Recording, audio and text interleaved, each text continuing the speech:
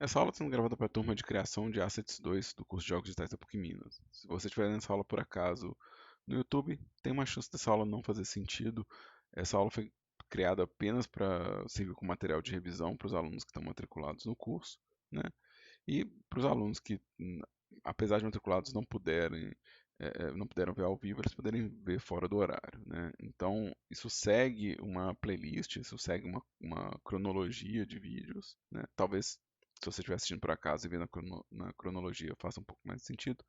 E essa aula, especificamente, é uma aula de feedback, né? Sobre os modelos, né? Sobre os processos de produção, né? E aí os alunos eles submetem modelos e eu dou uma avaliada sobre eles. Hoje a gente está com os modelos do Juan e do Thiago, né, sobre a produção deles, né?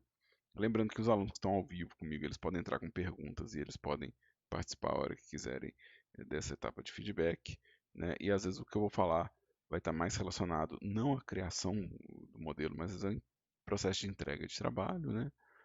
A gente tem 3 entregas de trabalho, se eu não me engano, né? Eu não lembro de qual, são muitas turmas. É, e a ideia é que a gente possa fazer um acompanhamento dos trabalhos antes que eles cheguem na entrega, né? E aí o Juan está modelando o Pantheon, né? E isso aqui é uma etapa do Pantheon. Aqui, apesar de ser um modelo de escultura, né? E, obviamente um modelo high poly, né? É, deixa eu só dar uma olhada aqui nas estatísticas dele, né? Deixa eu ir aqui no modo objeto.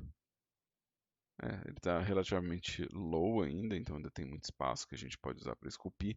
Aqui tem uma questão, é uma questão técnica, tá, Juan? É uma questão técnica da ferramenta de escultura, tá? É, partes abertas do modelo, assim, ó, igual essa parte aqui, ó, que é uma parte aberta do modelo, a gente tem um nome para isso, tá? A gente chama isso de non-manifolds, ou seja, modelo aberto, tá? É, essas partes que são fechadas, ela seria a parte manifold, tá? Então, não interessa tanto o nome, interessa mais a realidade da ferramenta. É, a ferramenta de escultura ela não combina bem as duas metodologias, tá? Algumas ferramentas elas começam a apresentar erros se você misturar os dois tipos de geometria, geometria aberta com geometria fechada, tá? Eu imagino que as suas normais vão estar todas bem feitas, mas eu vou conferir mesmo assim, tá? Opa, não tá não.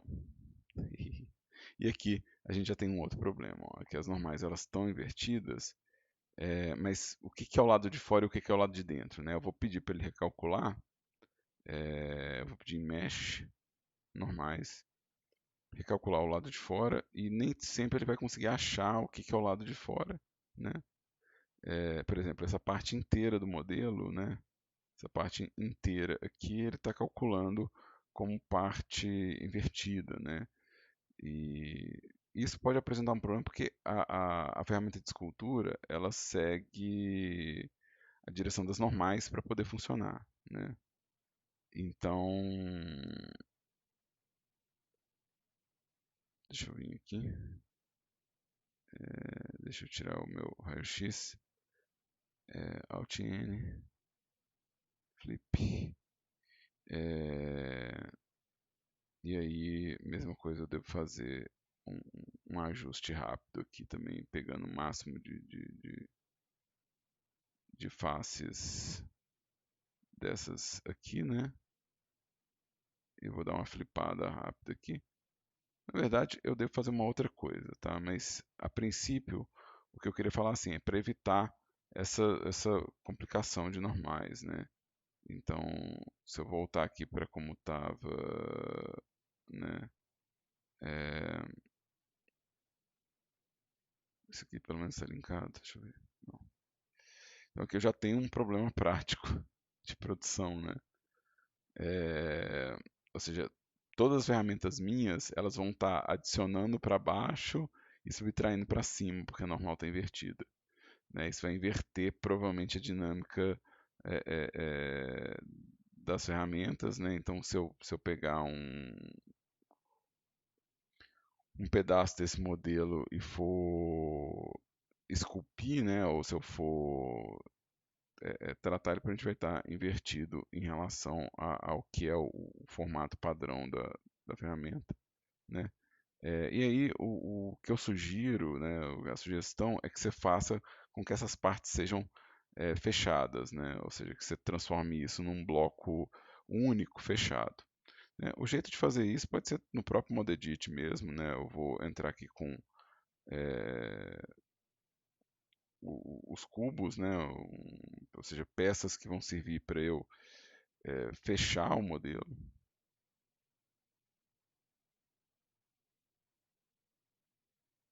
Eu acho que aqui eu consigo um formato bom, né? É,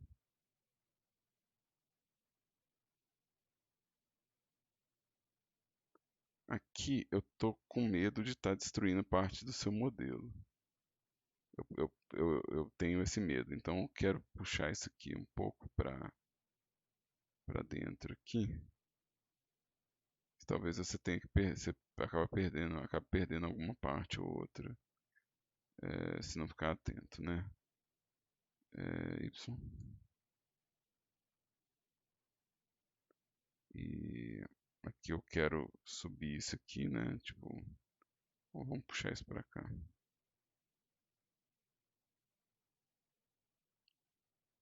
Puxar isso para cá. Acho que aqui vai dar.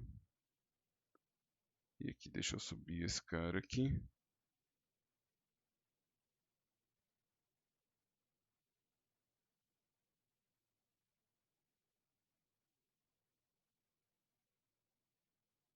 Talvez eu realmente precise perder umas partes aqui, ó.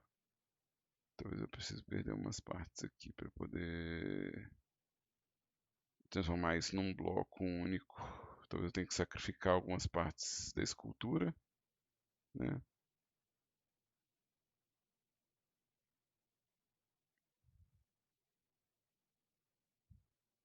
Eu não queria sacrificar muito dela. Então,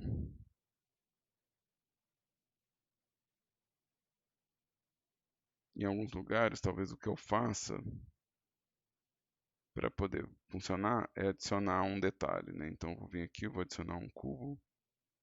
É,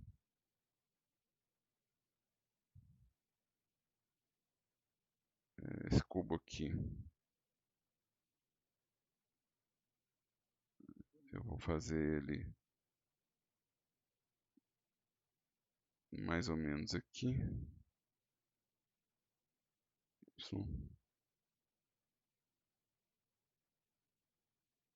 Vou dar um scale em Shift X.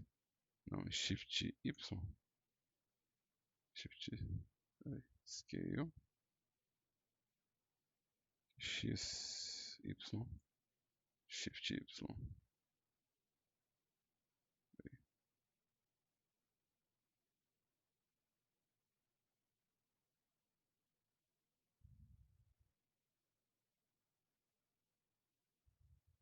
Tá. Como seu modelo ainda tem poucos polígonos, é engraçado falar, né? 32.000 e eu tô falando que são poucos polígonos. Tem 32 mil triângulos, eu tô falando que são poucos polígonos, né? É, eu quero dar um remesh nele, tá?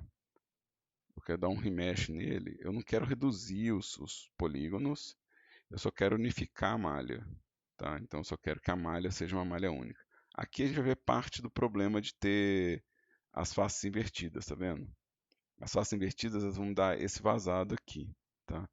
Então eu quero, se possível, já fazer com que o modelo inteiro, né,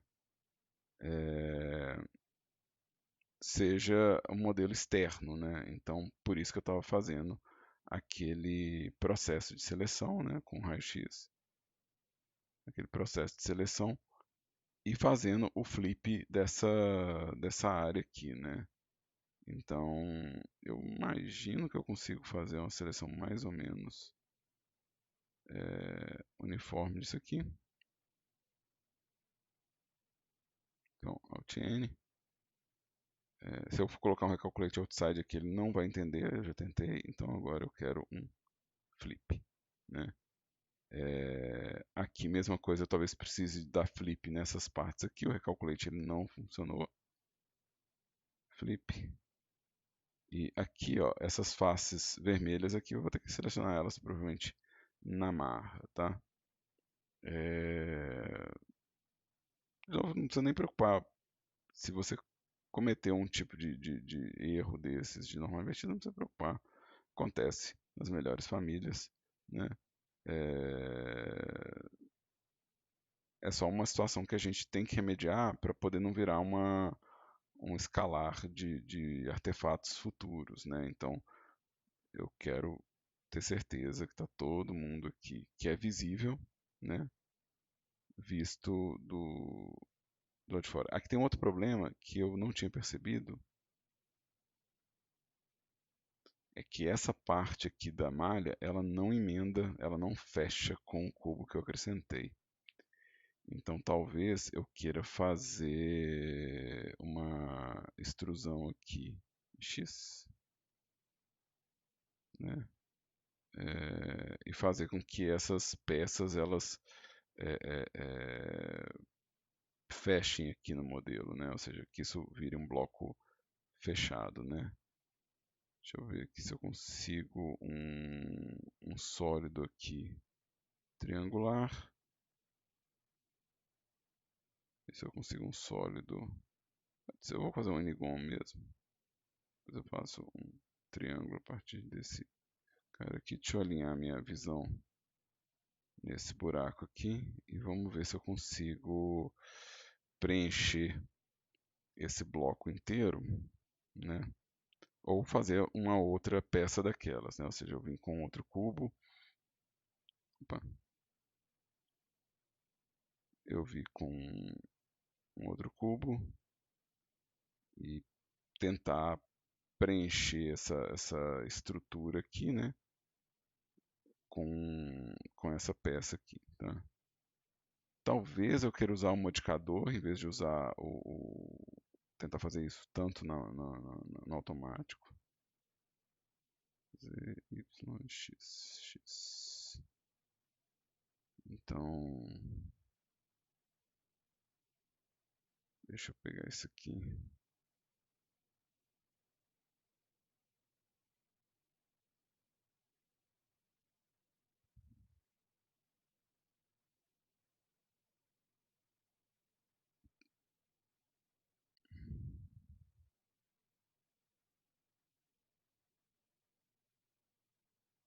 E eu vou puxar esse cara um pouco para dentro aqui, só porque existe um degrau aqui.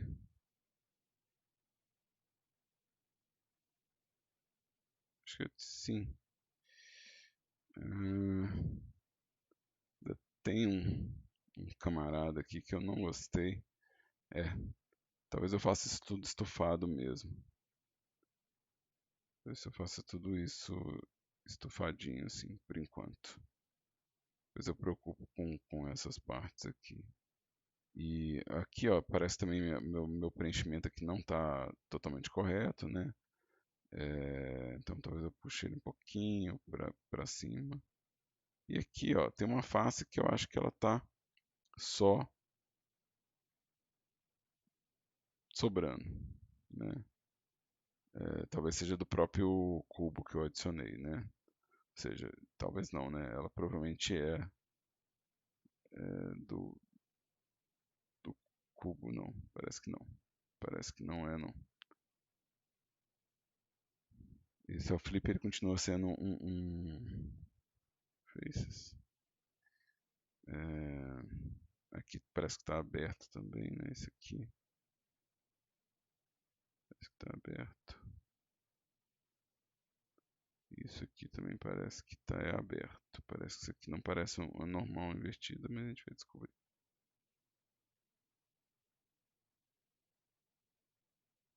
Beleza. Trabalhinho danado, mas é isso aí, né? Aí, eu não gostei muito do resultado do bake inicial. é, eu vou tentar, do bake não, do remesh. Eu vou tentar o modificador. E aí o modificador, a ideia é que ele transforme essa estrutura inteira numa malha unificada, né? Então aqui, ó, não sei se dá para ver, né? Ele vai transformar isso numa malha unificada. Vou dar apply, né? E aí o modelo ele vai ter essa estrutura aqui, ó, tá vendo? E a partir daqui você pode dar sequência na escultura, ou seja, ela passa a ser um bloco de escultura. E aí uma sugestão que eu vou dar, Juan, para você é se você ainda tem muita estrutura para blocar, ou seja, se você tem muita estrutura você fala assim, não, peraí, mas eu quero puxar mais um bloco para cá, eu quero puxar mais um bloco de estrutura para cá, ou seja, toda a estrutura que for blocada nessa única peça, se você quiser emendar assim, é interessante fazer isso antes de avançar na escultura, tá? Se isso for um módulo, ou seja, se isso aqui por si só já é um módulo de encaixe, então tá suave. Então quer dizer que agora você tem realmente só que esculpir, tá?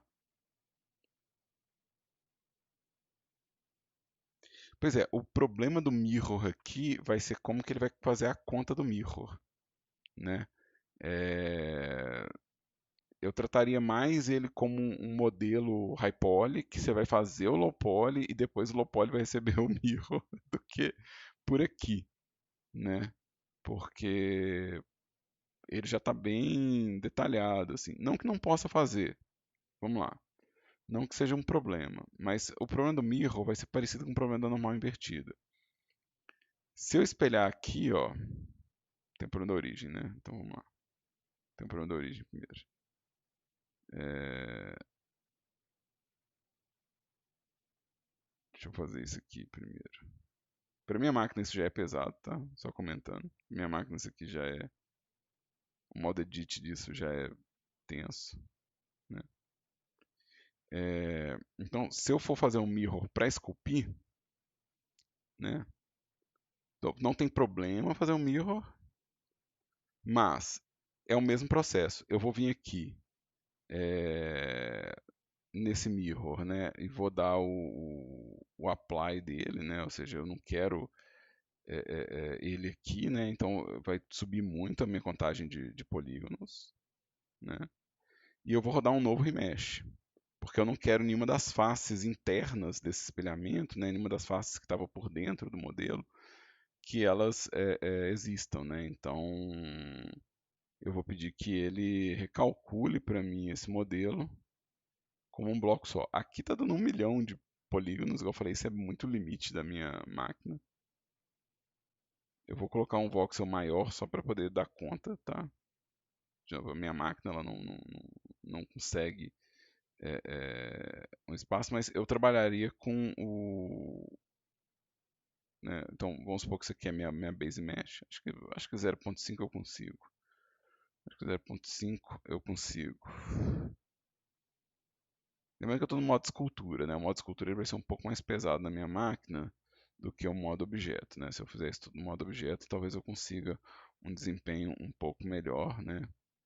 É, então eu consigo algo um pouco mais eficaz aqui, né? Então 0.1 tá me dando 1 milhão, né? Isso. Tava dando 1 milhão ali. Não, aqui 0.1 sem chance. Vamos pôr 0.25 o tamanho. Vamos ver se eu acho um meio termo que não perca tanto detalhe. Eu acho que isso aqui eu consigo conviver com esse cara aqui. Apply. E aí o que acontece? Dentro da ferramenta de escultura, eu ainda não passei, né, nessa turma as ferramentas de escultura, né? A gente tem isso na nossa playlist do semestre passado. Se vocês quiserem assistir, eu sempre falo que vocês podem, não tem problema, tá? Mas o que acontece? No modo escultura, no Sculpt Mode, a gente tem a simetria aqui, ó.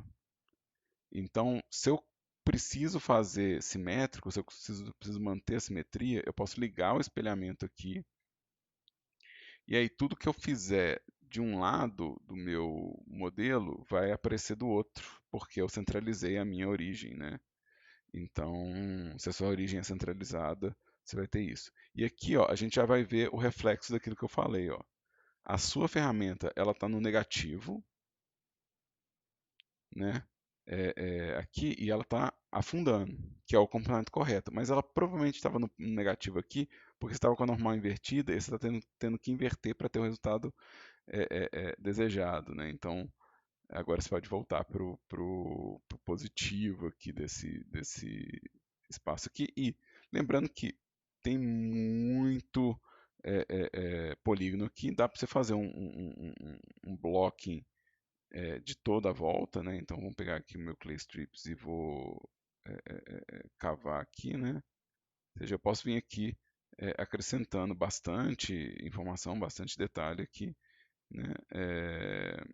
Bastante ruína, né?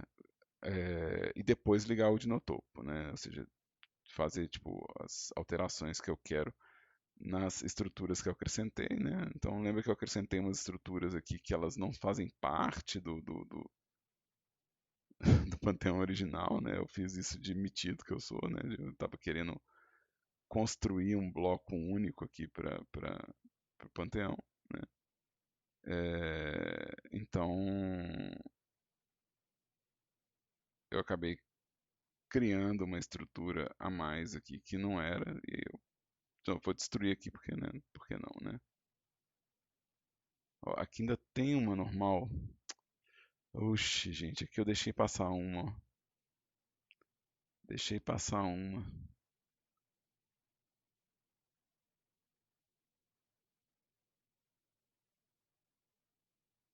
Ô, rapaz. Aqui o dinotopo talvez resolva. Aqui o dinotopo talvez resolva. Porque é um detalhe, né? Então talvez eu consiga vir com a topologia dinâmica e destruir essa parte aqui. Aí, ó. Massa. Que aí eu fiz um colapse, né? Com a topologia dinâmica, eu fiz um colapse. Porque a minha área de escultura era menor do que 12 pixels de tela. Então eu consegui fazer um colapse aqui nessa parte. Tá? É, E aí, tipo assim, na verdade aqui fica a gosto agora do que você quer fazer com essa estrutura, né? Aqui já dá para fazer bastante, né, do que você já estava começando a fazer, né? E aí o resto é muita paciência, né? Para esculpir isso aqui tem que ter, tem que ter calma, né? Que é bastante detalhe, né? Bastante informação. Vendo a imagem do Panteão aqui, ó, eu entendo o esquema de fazer o bloco inteiro, né? Mas se você vê que está agarrando, também rola de separar o teto dessa estrutura lateral, né? E dá para separar esse bloco também, se quiser. Não tem problema fazer isso em partes, não, né? Se você não quiser fazer emendado, assim, não tem problema fazer em partes, não. Eu só acho que você descobriu bastante coisa, talvez você queira se aventurar a fazer, né?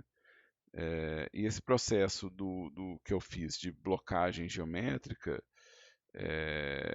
de novo, ele é interessante fazer o quanto antes, mas nada impede você de ir acrescentando partes do modelo e dando remesh, né? O problema do remesh é que ele vai ficando pesado, então provavelmente é melhor fazer isso enquanto está com uma estrutura menor e enquanto você está tentando achar a forma, né? Porque coisas que já estão super detalhadas eu não quero perder, né? Ou seja, eu não quero perder esse super detalhe aqui, né? Então, se eu for fazer outros detalhes aqui né, vamos pegar aqui um brush reto, stroke, line, né? E se eu quiser fazer um traço reto aqui, né? Eu não quero perder aquele detalhe, então talvez agora eu esteja na verdade esculpindo com coisas mais geométricas, né? E como eu tenho espelhamento, ele vai grudar um lado com o outro, né? Então a gente consegue imaginar que o que eu estiver fazendo aqui, ele vai estar fazendo do outro lado também, né? Então talvez nesse momento aqui da escultura, você queira passar, né, já que está tudo junto, né?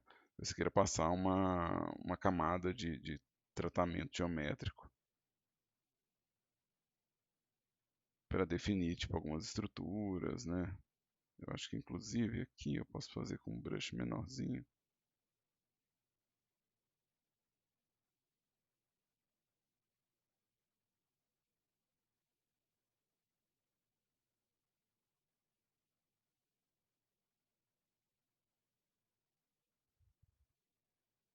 Né? E aqui eu acho que eu vou cavar.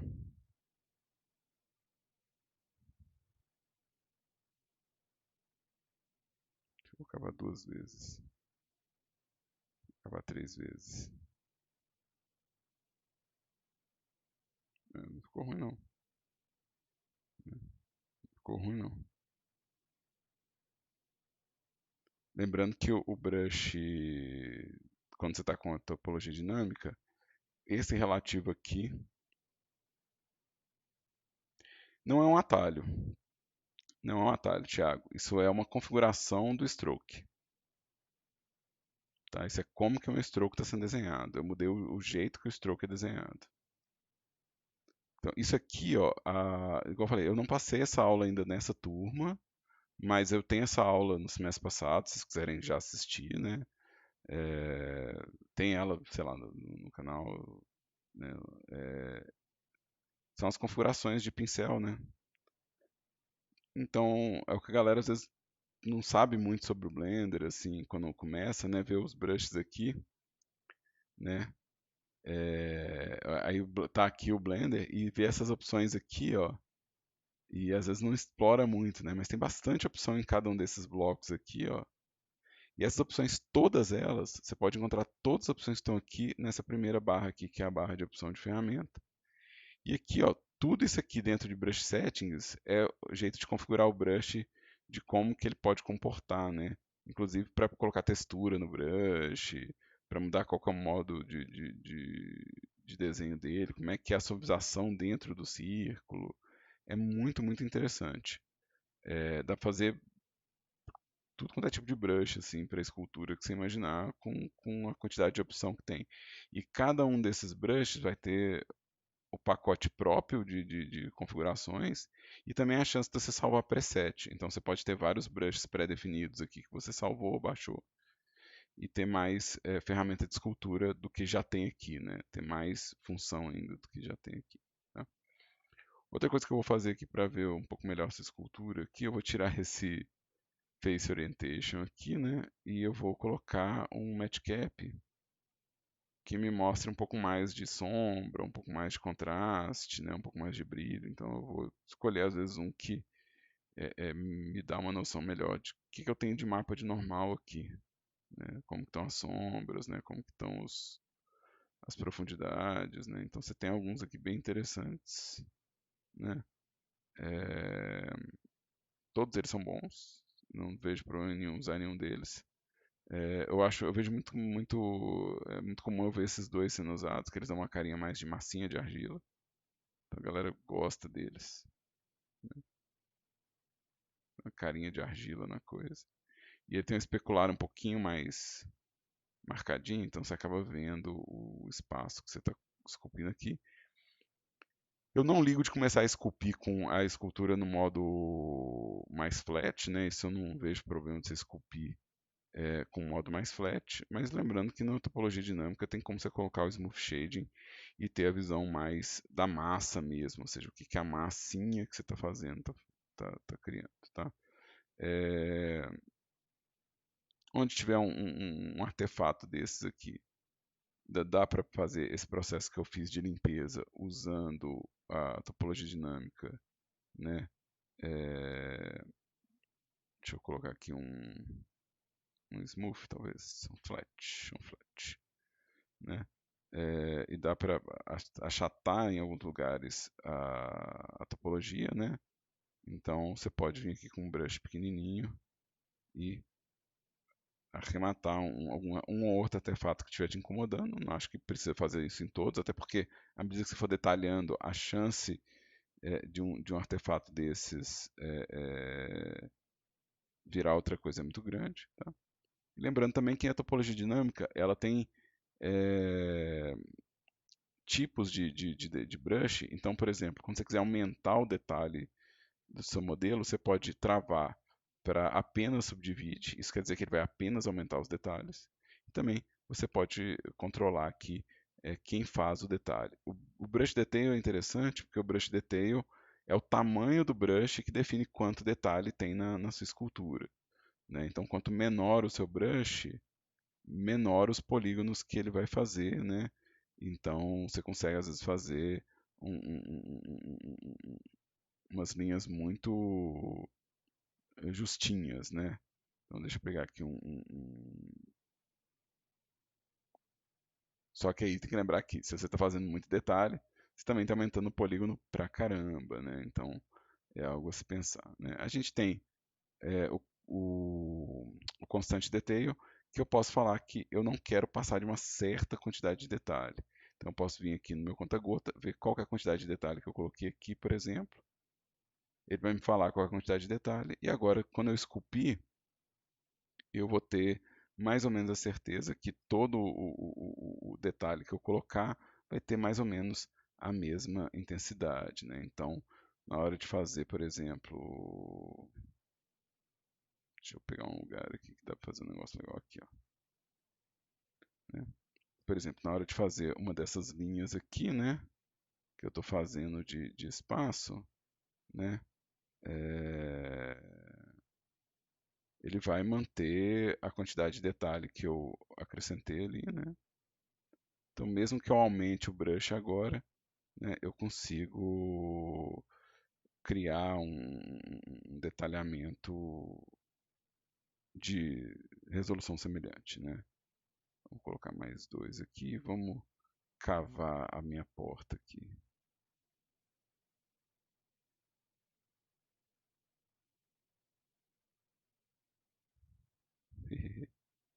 Eu tô fazendo com esse brush aqui, mas vamos pegar um flat aqui só porque eu quero pegar esse aqui de referência.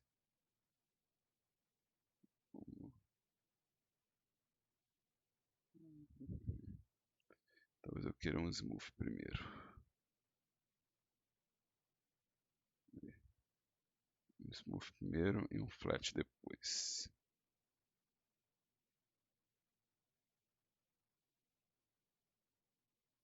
Vou fazer uma entrada aqui, né? Então, isso aí vai permitir que você faça os detalhes mais finos, né?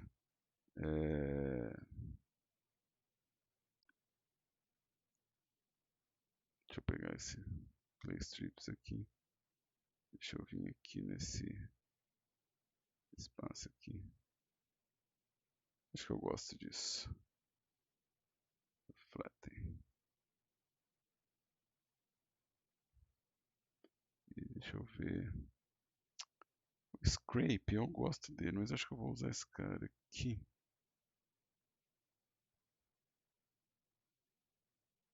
Para refinar. Acho que eu gosto disso aqui como refinamento.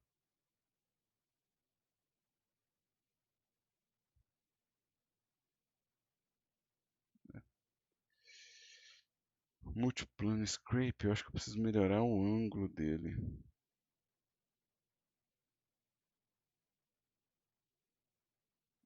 Plane Angle 1.90.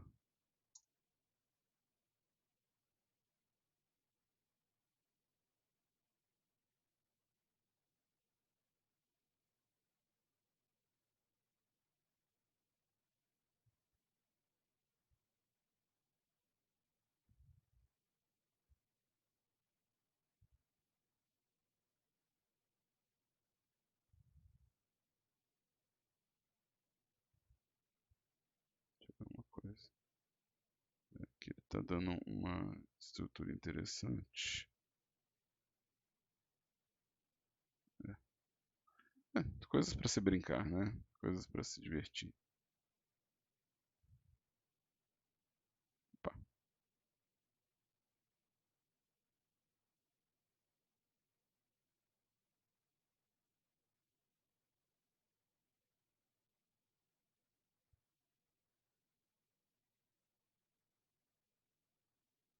Eu tô me divertindo aqui, mas eu acho que já deu para entender um bocado de coisa. Acho que não precisa também ficar muito mais aqui nesse camarada, não. Eu não quero sensibilidade de pressão. Eu quero flatten. Quero achatar essa parede. Achatar esse cara aqui. Esse aqui vai dar uma achatada boa na coisa. Eu consigo passar uma argamassa aqui, se eu quiser, para recuperar um pouquinho da angulação da coisa, né? E aí a ideia é de vir quebrando, né? De vir é, é, cavando, né? Tipo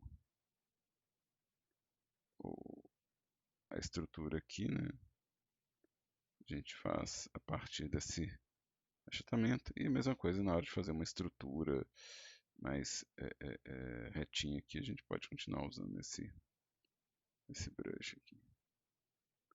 Aí agora eu já parei de seguir o que que é o design do Panteão. Eu não sei mais o que que é a referência, mas eu sei que ele tem umas decorações, né? Então, deixa eu pegar esse brush aqui redondinho. Talvez aqui eu consiga fazer alguma decoração. Eventualmente, talvez você tenha que aumentar o detalhe em alguma parte para poder fazer ele mais preciso, né? É um trabalho danado esculpir isso, tá? É um trabalho danado esculpir.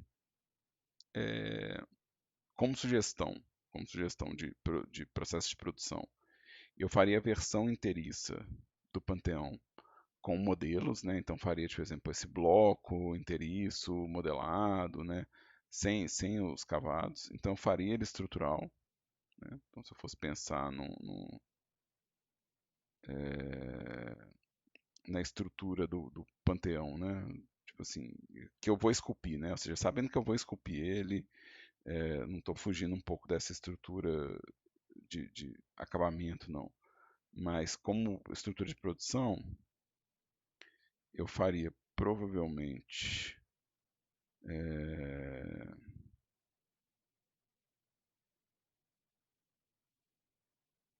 a estrutura de cada parte, né? Então vamos pegar aquele telhado, né, primeiro, né? Aquele telhado primeiro, vamos pegar ele aqui e eu tentaria fazer ele, né, usando modificadores e o que a gente tem passado de conteúdo, né? Então a ideia do Juan inicial não é uma ideia errada de trabalhar com espelhamento das estruturas, né? Eu não acho isso errado. Só tem que lembrar que na hora de esculpir, todos esses modificadores vão ser aplicados, né? E aí, por exemplo, aqui no caso desse panteão, ele tem uma parte cavada, né? Então, eu talvez queira fazer clipping, um clipping ligado. Aí eu vou fazer um scale aqui. É, e os ajustes de proporção, né? O de medida mesmo, né? Então a gente acaba que tem a ideia, né? O conceito de medidas dentro do Blender ou de ângulo, mas aqui eu vou fazer meio que no olho porque é um pouco mais rápido minha vida, né? Então vamos fazer o extrude para dentro assim, né? Que é a base do que tem aqui. É, esse detalhe aqui, né, e esses detalhamentos que tem, né, por exemplo, se quiser fazer, por exemplo, a superfície separada ou outros esquemas por aí, tudo bem, tá? Não tem problema, a gente meio que está nessa pegada mesmo, né? Então, é, o que eu vou fazer aqui é só um exemplo de detalhamento, não tenho intuito de fazer ainda o panteão perfeito, né? Tipo, isso é o trabalho, na verdade, do ano, é meu. Então, eu posso ser mais tosqueira do que isso, né? Então, eu posso vir aqui. Eu só achei que ficou um pouco grosseiro, então agora eu vou fazer um pouquinho mais delicado, que é um extrude pequenininho. Deixa eu pegar, deixa eu dar um zoom melhor, né? Aí vou dar um outro extrude aqui só com dois, pequenininho. E vou dar um extrude de novo. Deixa eu colocar meu mirror de volta. Clipping. Isso me dá a base estrutural da coisa. Eu levaria e essa peça, depois que eu tivesse com os detalhes, são os detalhes limpos, né? Os detalhes ausente de dano, ausente de desgaste. Eu levaria isso para a escultura, como um bloco, né? E aí a parte de baixo, né? Então vamos fazer aqui a estrutura é, inferior disso aqui, né? Scale.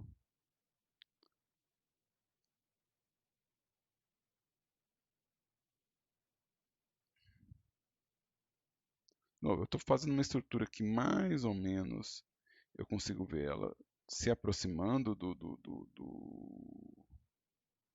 conceito, mas eu não estou muito preocupado em fazer ela certinho, não, tá? É só conceitualmente mesmo. Aqui extrude, aqui um scale, aqui um extrude, aqui um extrude e um outro scale, e aqui um outro extrude. Deixa eu ver como é que é isso aqui. Tem bem mais do que só esses extrudes aqui, né? Essa galera fazia as estruturas bem mais elaboradas, né? Mas vamos ver assim um merge por distância, só para ver se eu não sobrepus ninguém. É, eu vou acrescentar um bevel nos dois. É, bevel bem pequeno mesmo, 0.01, talvez. Só para que eu possa ver as beiradas mesmo quando eu estiver vendo isso de frente, né? Ou seja, sem o bevel, você não vê que tem os detalhes.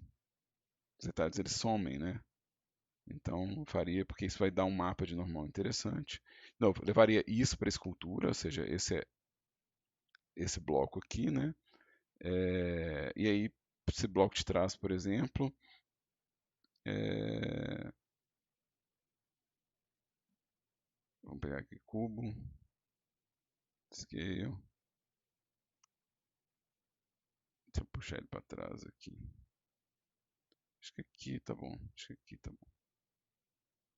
X aqui, scale X. Eu não estou seguindo a estrutura certinha. Vou confiar de novo no Juan. Vou falar várias vezes. Confio no Juan para isso.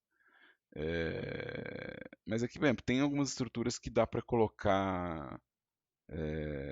Algumas marcações que dá para colocar aqui, né? Porque ele tem um vão ou outro, ele tem um espaço ou outro.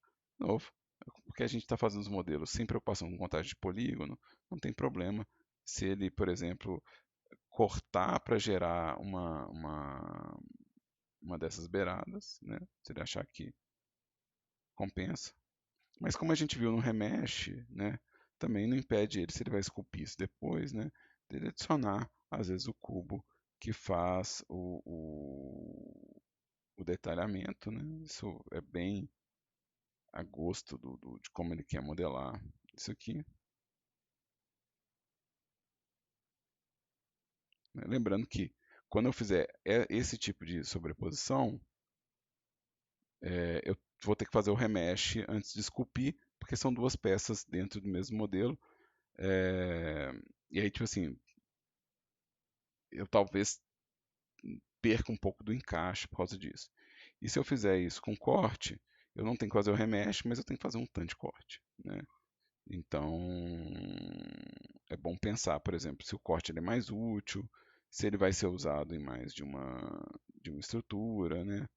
Então, aqui eu vou dar um extrude, vou dar um scale, mas scale eu não quero que ele haja em Z.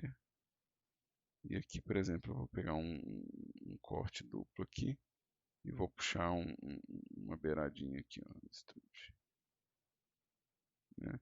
É a mesma coisa, eu tenho colocado bevel nos modelos para que ele ganhe esse chanfrado, né, que a gente consegue ver mesmo quando a coisa não está tão objetivamente visível, né? E lembrando também que todos os modelos que eu estou fazendo aqui, né, podem receber o espelhamento. Né? Deixa eu tirar esse cara aqui.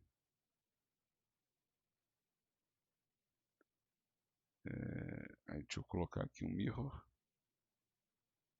Vamos colocar aqui o mirror primeiro, né? Eu quero primeiro o mirror antes do bevel. Eu quero o clipping, né? Então, como estrutura básica, eu teria três esculturas, né? Eu teria três esculturas, três coisas para esculpir. Ficaria um pouco mais fácil de gerenciar a escultura e isso aproxima um pouco mais do conceito arquitetônico da coisa. Mesma coisa vale para o piso lá embaixo e assim por diante, né?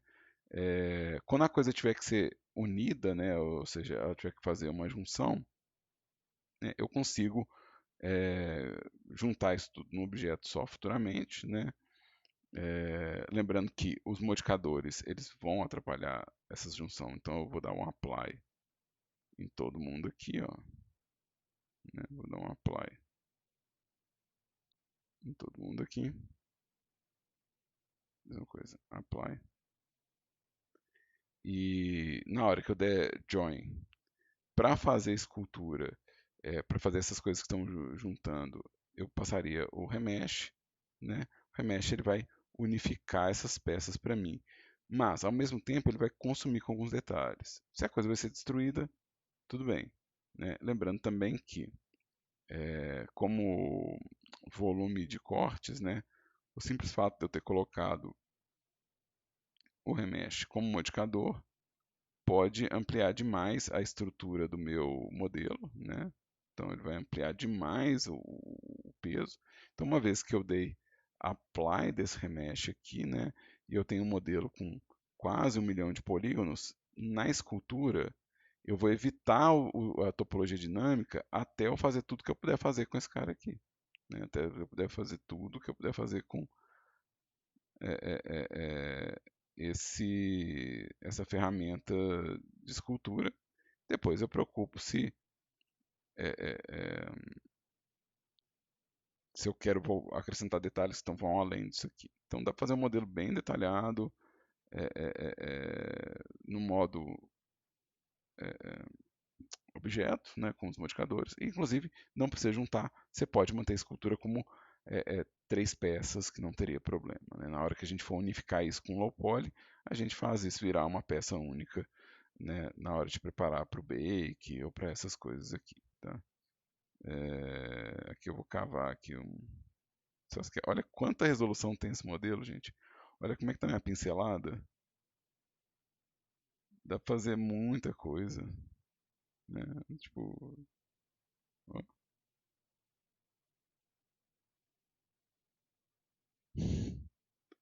Tá muito detalhado. Vamos fazer com esse brush aqui.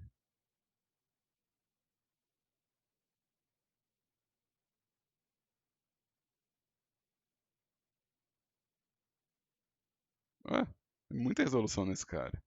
E eu nem estou usando o Shade Smooth, né? Eu nem estou usando o Shade Smooth. Muito polígono aqui agora. Beleza, Juan? Tranquilo? Massa. Então, legal. Obrigadão pelo modelo. Valeu demais. Eu espero que isso ajude você a esculpir. Mas eu já achei legal o que você fez de estrutura e de quebrado. Eu achei tipo assim, tá bem, dá pra identificar rápido o que você está fazendo, dá pra ver tipo, o dano, o desgaste, a idade da coisa. Então, assim, o que você está fazendo como escultura está indo num caminho bom. É só essa coisa de processo mais técnico para poder te facilitar. Deixa eu não salvar aqui. Eu vou pegar agora o bar, que é um modelo do Thiago. Vou conferir minha pastinha também para ver se chegou mais algum modelo. Não, não chegou. E aí o Thiago mandou isso aqui, que é um modelo legal, um modelo divertido. Me parece que não está relacionado com um jogo de TI, mas será que não está? Será que qual que é o seu jogo de TI mesmo, Thiago? Opa, é de gerenciamento de hotel. Aí, Só que só você falar que esse motivo aqui tem uns o, ro- quartinhos em cima pra alugar. Ah, não foi a textura, que Ah, droga. não, Eu manda aí, linkei ela ainda. Deixa eu mandar. Eu manda aí posso pra jogar o gente. TXT lá, não? TXT. É, é, será? Não, eu vou só dar um append, né? Melhor. O lance é o seguinte, as texturas, para elas virem, se você vai reenviar o blend, você tem que fazer é o pack. É o pack que vai deixar que as texturas passam. Doideira, eu fiz ele, Tá, tanto que apareceu aqui que não tem coisa nova, mas não tá. foi. Estranho. Mas se você subir as texturas, talvez eu consiga encontrar ela pelo Finding Files. Né? Que aí Uhum. Eu eu, vou tentar reupar e qualquer coisa. tá. E aí a gente vai vendo aqui. Mas como modelo, só para começar assim, como modelo a gente tem várias coisas que combinam com a disciplina, né? Tem essa árvore aqui, 301. Só os nomes que me incomodam, né? Tipo, essa, Eu não, acabei que eu não segui o padrão que você olha, estabeleceu. Aí lembrando que eu esse perderia padrão um tanto de ponto aí. porque isso aqui isso roda por script, né? Então eu nem vejo quem é, nem quantos anos tem, nem o que tá fazendo, só roda, ó. Tem modelo não nomeado, tem material não nomeado, tem malha não nomeada, ele já vai me dando o BO dos pontos que eu tenho que tirar. Então, por isso que é bom nomear mesmo, porque eu não vou fazer tipo contagem no dedo, não. Eu vou rodar um script mesmo. Então, isso aqui tudo ele vai caçar, né? É... E é bola de neve, né, gente? Quanto mais modelo, mais Ficar trabalho vai, atento nisso aí. né? Então, quanto mais modelo. E entre esses problemas, né? Às vezes o modelo tá interessante, tá dentro do que a gente está falando na disciplina, né?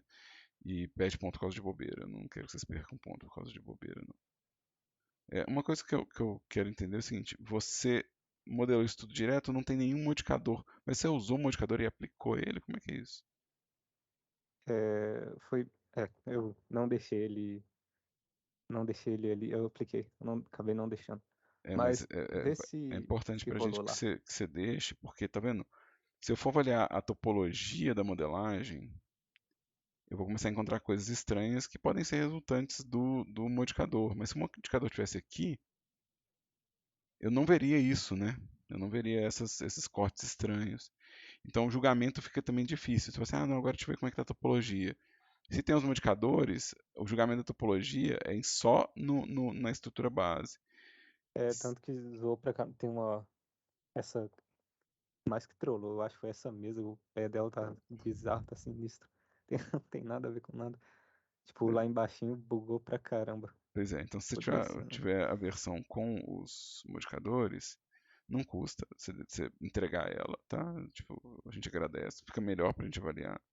A ausência total de modificadores no trabalho, ela gera uma questão de avaliação também, que é, se os modificadores foram aplicados, eu não consigo contabilizar o uso de modificadores como demonstração de conhecimento. Porque, como a gente fala em aula, os modificadores servem para você editar, você não precisa aplicar, você pode me entregar sem aplicar. A gente espera que pelo menos algum modelo tenha, tá? Então, eu espero que pelo menos algum modelo da entrega tenha quando você for entregar. Tá? Só comentando. Mas você falou que isso aqui é um projeto seu, né? Então talvez isso nem venha para mim ou para minha avaliação. Então, tudo bem, né? Você chegou a É, ver o não, então, pau? é igual você comentou, eu tava pensando se vale a pena usar isso, né, como um bar realmente pro jogo ou Eu, eu, não, eu, eu tô meio eu não, confuso ainda eu quanto a não isso. gosto de desperdiçar nada, gente. É- tem um negócio que era eu vi no Make Altos Incríveis, que é uma filosofia de brasileiro falada por um gringo, né? Que no gringo eles chamam lá de toda parte do búfalo, né? Que é, tipo assim, você pega o búfalo, você vai comer carne, você vai usar o chifre, você vai usar o couro, a pele, sabe? Então, pelo. E, e aqui a gente tem essa coisa de desperdício, né? Que a gente tenta evitar é, é, todo desperdício, né? Então a gente não quer, né? Tipo, a gente tem isso culturalmente no Brasil, que você pega a pasta de dente e você enrola aquele potinho da pasta de dente, né? Até Sim. não tem mais nada, se bobear, você corta com a tesoura e ainda esfrega e escova lá dentro para não desperdiçar nada, né? A gente vai no sabonete até ele desaparecer na mão da gente. Então, esse raciocínio eu também gosto de pensar no trabalho da gente. Então, eu vou estar fazendo né, um trabalho, se eu puder reaproveitar ele, pô, tô fazendo esse modelo e ele pode encaixar no meu TI, ele pode ser entregue para um cliente, eu posso vender ele na Store, cara, faz tudo. Não perde, não. Que tem um pouquinho de problema de aproveitamento de espaço, mas tudo bem. 1 milhão de mensagens de erro, mas já tem um muro. O muro já é textura. Ó, isso é legal. Deixa Aí, eu. se você quiser coisar lá, eu botei o bar e a cadeira. Tá. Eu fiz só uma cadeira, porque eu, sei lá, eu queria fazer uma diferente, tipo, todas com alguma peculiaridade. Uhum. Deixa eu dar uma olhada aqui nessa mureta sua aqui. Não cola. Beleza. Você tem um displacement também, mas ele não tá ligado em nada. O displacement, ele tem que vir pra cá, né? Eu não sei porque quando eu liguei o displacement ficou muito zoado, aí eu não soube arrumar. Eu não, fica uns artefatos, eu não entendi o porquê. Mas assim, eu não acho, no caso desse modelo, não tem muita aplicação, né? A gente É, consegue viver sem, né? é, tanto que é normal já serviu, tipo, que eu fiz um buraquinho ali, né, entre aspas. Tanto, tá normal mesmo já. Sim. Salvo. E quando a gente estiver mexendo com iluminações um pouco mais é, é, é, dramáticas, também fica mais fácil de ver, né? Essa iluminação do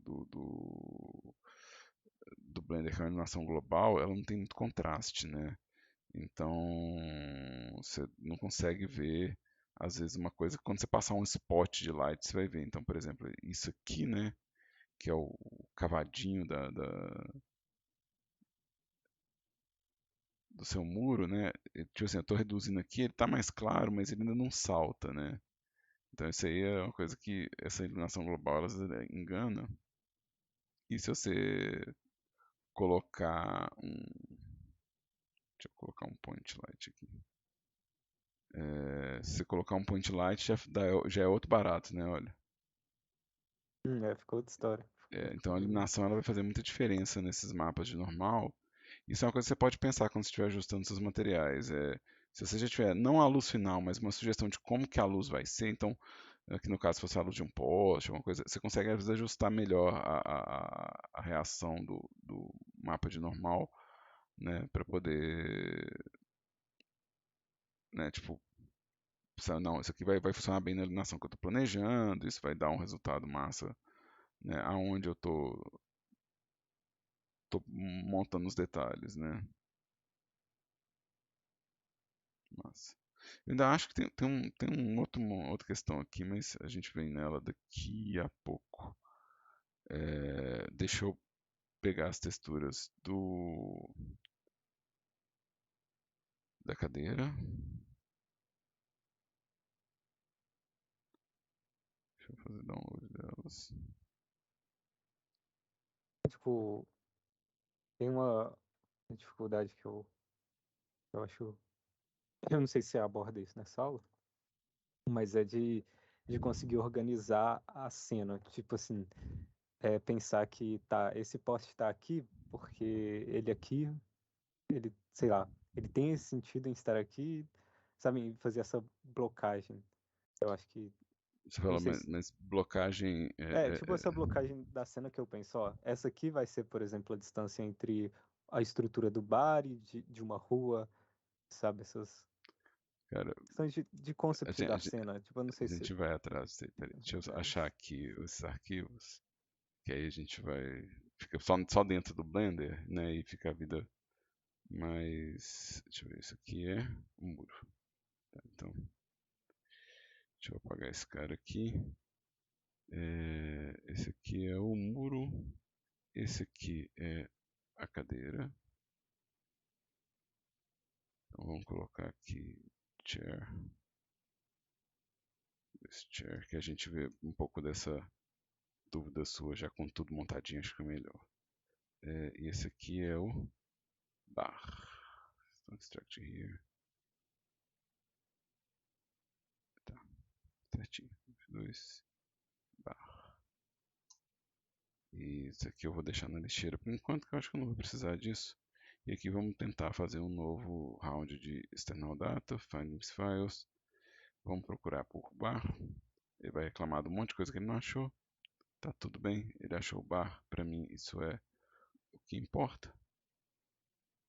E aí agora, cadeira. External data. Find files. E agora a gente tem a cadeira. Find files. E ainda tem cadeiras que são cor-de-rosa e porta que é cor-de-rosa, mas aqui a gente começa a ver algumas outras coisas, assim, né? Tipo a paredinha, né? Aqui, como elemento de cenário, deixar o vergalhão, os vergalhão que a galera deixa para fazer o crescimento, né, do prédio, né? Você vai nesses bairros tudo, você tem Ah, um legal. É tipo que vergalhão. tá em construção, né? Tipo, eu fui É, fazer algo aqui e tal. Legal. eles fazem isso, eles já sobem a loja já pensando que vai fazer uma coisa lá em cima, né? E aí, eu estou imaginando, uma coisa que aí talvez isso já comece a entrar na sua dúvida, mas talvez pela tangente, que tem esse bar, né? A primeira coisa que está um pouco fora da curva, isso parece mais uma coisa de cidade interior, tá? Esse bar, por causa do tipo de porta, tá? Então é mais comum a gente ver esse É, tipo de porta mais nos. joguei a referência que eu usei no chat. Eu Ah, tá. achei no Google, por acaso, esse bar. Ah, tá, massa. Um pouco mais cidade interior. E aí, tipo assim, uma dúvida que é a planta da coisa, né? Então, você imaginando que o cara ele tá fazendo um puxadinho para crescer é, é, é, isso aqui e que isso é. Eu não tenho o design completo da edificação, né? Então, talvez você tenha que inventar, por exemplo, aonde que é a entrada, onde que ficaria a entrada para quando o cara fizesse o segundo andar, né? Isso aí, de novo, você acha vários exemplos de lote que já tem a escada, ou que já tem o espaço. Então, você pensa, não, peraí, essas duas portas dão para o bar, né? Esse bar vai ter tipo um banheirinho aqui, ele vai ter um balcão aqui. Tipo assim, não precisa fazer o balcão, mas só para você fazer um sentido de navegação, né? Então, né, tipo assim, uma coisa que é problemática nesse bar, né, que é problemática para o dono desse bar, é que ele não consegue ver os clientes, né? Se o cliente der o pira, ele não vê, né? É É, verdade. esse é um problema desse bar. Tipo assim, o bar na vida real tem esse problema, né? Se os clientes estão ficando aqui fora, pô, né? Então, mas aí é uma coisa que talvez de novo, para questões de composição de mundo, né? Você talvez queira fazer essa porta mais aberta, o balcão lá no fundo, e isso vira uma complicação, porque você tem vários elementos lá dentro que você acaba tendo que fazer para que isso vire né, Uhum. uma área convincente de realidade. Vamos lá. Como organização, primeira coisa, essa organização que está aqui, que é posts, portas, muros, cadeiras. A porta faz parte do bar, não tem problema fazer isso aqui, ó. Tipo, o bar Entendi. como um todo, ele é uma coisa, né? E a porta, ela é parte do bar. Então, de novo, eu não estou vendo essa porta sendo usada fora do bar. Não teria por que ela estar aqui, tá? Isso é uma questão de pensar o seguinte. Vamos supor que eu quero fazer uma instância desse bar. Então, eu vou adicionar uma instância aqui, ó. Shift A. Eu quero instância e eu quero adicionar o bar. Né? Essa instância do bar aqui que eu adicionei, ela vai ter o quê? Ela vai ter a porta, ó, certo? Porque Uhum. a porta está lá dentro. Então, a primeira coisa de organização que eu vou falar é Ah, faz sentido. tudo que você puder adicionar como instância, né, é tratado como coleção. Então, por exemplo, a árvore é uma instância. Se eu adicionar uma instância da árvore, vem a árvore inteira. Se você tivesse separado, por exemplo, folhas numa coleção e tronco na outra, eu teria que puxar toda vez que fazer árvore, o conjunto todo de novo.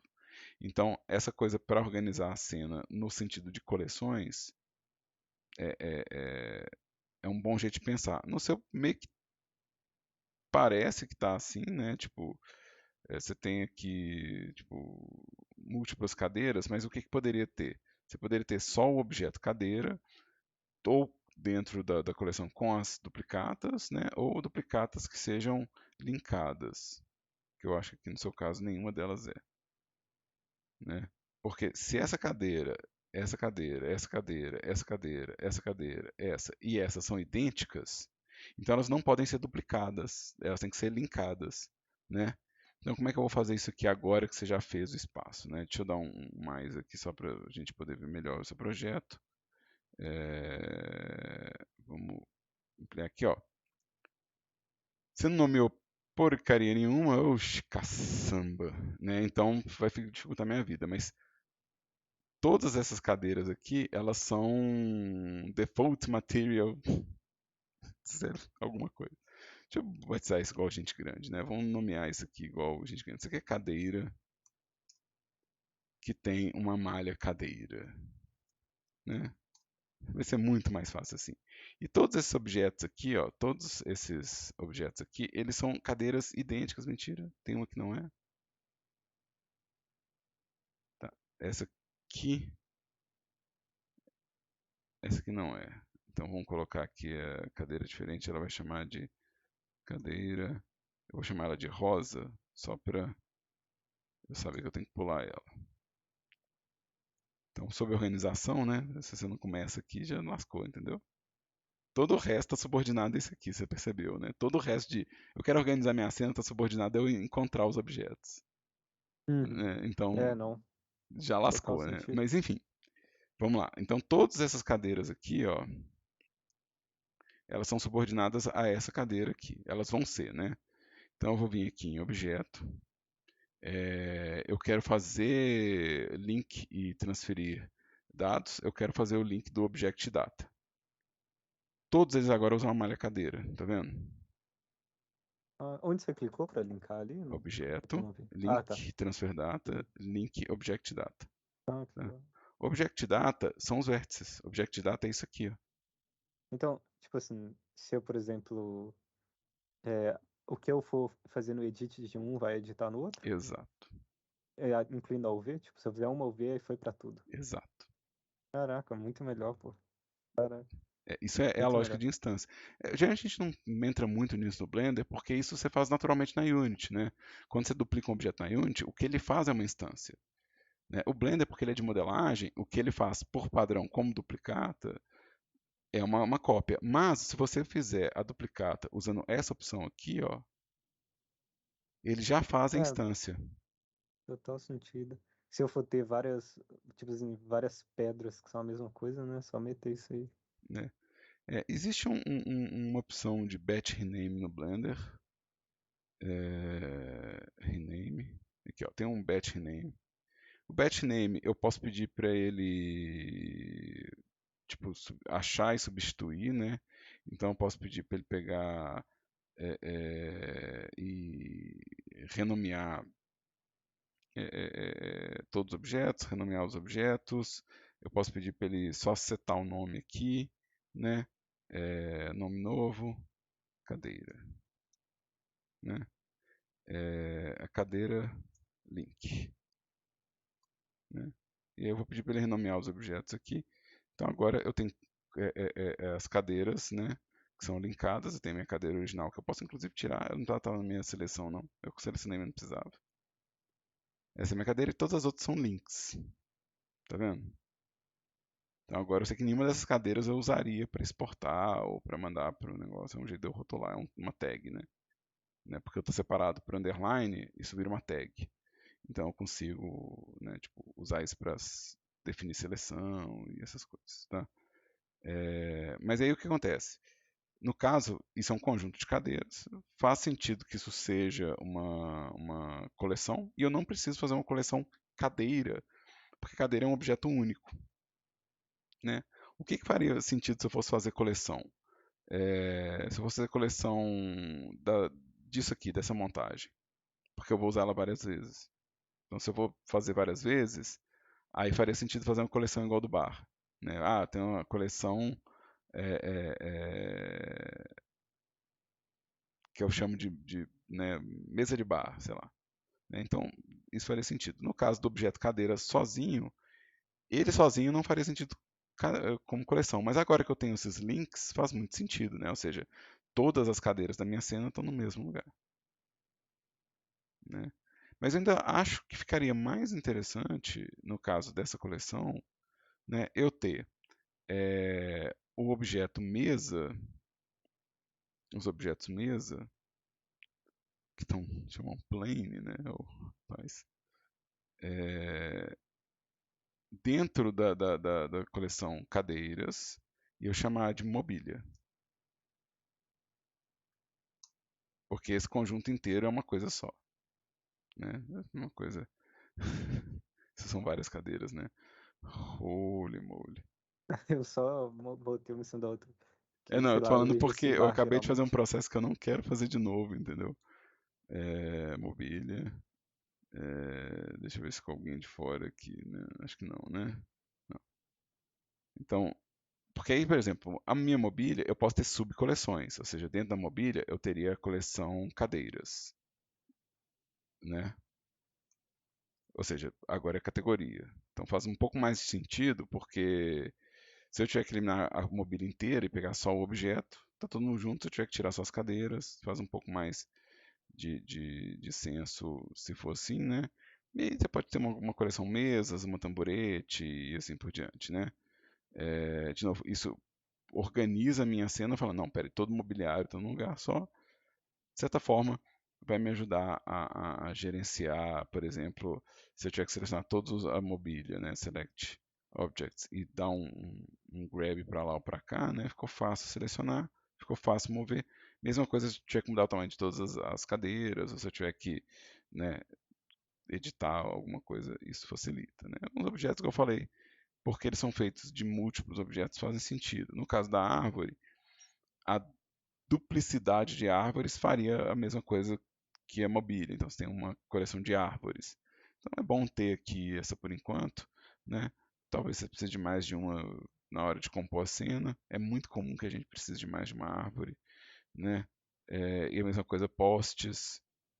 Se você quiser, inclusive, se o fio não for junto com o poste, né? Você pode ter dentro da coleção de postes a coleção de fios, né? De novo, para você poder pensar assim, não, peraí, um poste ele é um módulo com fio, né? Então, o que é um módulo de poste? Como é que eu duplico ele e monto, né? Então, eu preciso duplicar o fio separado ou eu vou ter o poste sempre com fio do lado? Então, isso é como que você pensa a montagem da coleção. Mas aqui no caso, talvez você tenha uma coleção de fios e uma coleção de postes, né? Então, essas peças aqui, inclusive, se você quiser, se não for ter variação de design, pode virar um objeto só, não tem problema não, tá? Mas vai facilitar a movimentação, vai facilitar a localização, né? E aqui, essa calçada, né? Vamos colocar a calçada fora dessa coleção por enquanto. Cacada não, né? Vamos lá, calçada. O que eu gosto de fazer? Eu gosto de ter uma coleção Se eu gosto de fazer, isso é gosto meu. Eu chamo de set, que é onde eu ponho luz e câmera, tá? Tá legal. Eu separo isso por quê? Porque na hora de exportar para Unity, isso é uma das primeiras coisas que roda. Sabe? Que tipo, você não vai mandar. Né? Ou se você mandar, você tem que saber que, opa, peraí. Né? Então, e quando você está organizando projetos no Blender, é, tipo assim, é muito comum a gente fazer isso aqui, ó. Tem esse filtro e tem essa ferramenta de tranca. Né? Então, por exemplo, a hora de iluminar, eu quero trancar todo mundo aqui e não quero trancar ninguém dessa coleção. Então agora eu posso mexer na câmera, na lâmpada, eles estão todos numa coleção e elas estão liberadas de movimento, porque isso aqui tranca a coleção inteira. Na hora que eu faço isso, todo mundo fica trancado. Então eu não posso selecionar. Então se eu trancar aqui o bar, eu não consigo selecionar mais o bar. Então não corre risco de eu tirar ele do lugar. Isso é muito prático, né? Então, justifica você ter, por exemplo, lâmpada, você vai mexer pra caramba. Lâmpada, você vai ficar toda hora mudando ela de lugar, né? É um negócio que a gente não tem sossego, né? E aí você falou coisa de organizar a estrada, como é que é, rua, como é que era a pergunta? A montagem, concept da cena em geral, né? Tipo, eu acho que eu peco um pouco nesse, essa área de montar a cena e pensar, tipo, tá, eu vou fazer essa rua aqui porque tem um sentido eu fazer ela aqui e tal, assim. Uhum. Vamos lá. O, o- Geralmente a gente tem um tema, né? Quando a gente faz um cenário, quando a gente faz um ambiente, a gente tem um tema. No seu caso, o bar é o tema, Uhum. né? É, Então, é o bar. tipo, coisas brasileiras em geral, né? Tipo, Não, eu falo assim, no caso dessa cena específica. assim. Essa cena, o bar é o tema. E aí, por exemplo, se é um render, é um problema. Se é uma cena navegável, o problema é diferente. Tá? Se é um render, né, você tem o quê? Você tem o posicionamento da câmera, né? Então a composição, ela. Vamos supor que é um render de imagem, né? Então, seu render de imagem, você precisa saber o quê? Aonde que está o foco do olhar da pessoa, né? Então, se você for pensar em termos de composição de imagem, né, eu vou ligar uma coisa aqui na minha câmera, é, que são as guias de composição, tá? As guias de composição. Então você tem que pensar assim, tá? O que que você quer de composição de cena? Então aqui, ó, a gente tem, por exemplo, a regra dos terços, né? A regra dos terços me diz que o tema do, do, do, do, do da minha composição, acho que eu posso colocar aqui. O tema da minha composição, ele tem que estar alinhado em um dos terços da tela, né? Um dos terços. Então, vamos supor que eu quero mostrar exatamente essa luz acesa. Esse aqui é o ponto focal, né?